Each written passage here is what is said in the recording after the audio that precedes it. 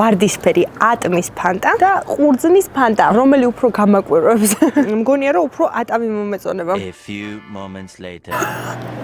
აღბრთოვანებული ვარ. ერთი 20 წუთი მაინც იქნება, რაც მაცივერიდან გამოვიღე და ისეთი ცივია, რომ ხელები გამეყინა. შეიძლება ამ შეფუთვას თავისი სუპერძალა აქვს და სიცივეს მაქსიმალურად ინარჩუნებს. რადგან ქართველებისთვის ყურძენი არც ისე უცხო გემოა და ღვინის გარდაც ძალიან ბევრ რამეში გვაქვს. მგონია რომ უფრო ატამი მომეწონება. ჯერ ყურძენს გავხსნი როგორც ჩვენს ნაციონალურ ფანტას. ხმამ? გენა, ფონოგრამა.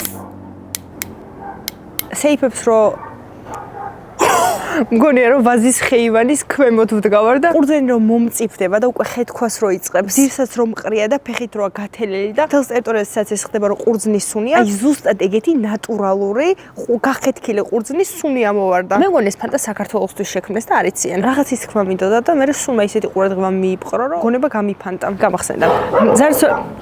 გაჩუმდით. ფილმებში მძარცველები რო სეიფებს ტეხავენ ხოლმე და ფონეიდოსკოპით უსმენენ, სწორი ციფრია თუ არა. აი ზუსტად ეგეთ ფაქტ. აი მე რა საოცარი სუნი აქვს. რეალურია? ადესის გემო. გეგონება ახლა ჩამოწურული ადესის წვენია.